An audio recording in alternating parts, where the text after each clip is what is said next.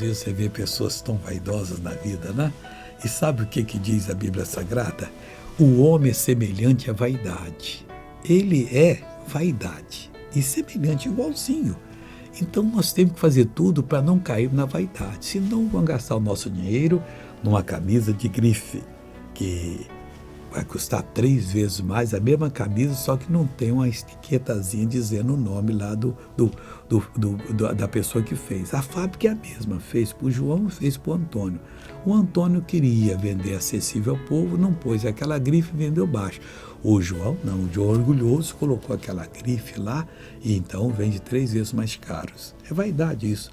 Os dias das pessoas são como a sombra que passa, meu irmão. Empregue os seus dias a fazer a vontade de Deus.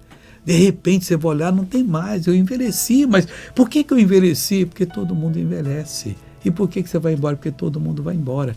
Mas vai embora com Deus, que é melhor, tá bom?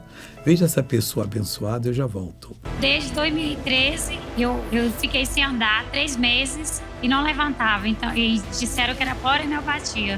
E hoje eu consegui levantar o braço. Até também. onde você levantava, irmã, esse braço? Esse lado direito meu todo tava travando. E para pentear o cabelo?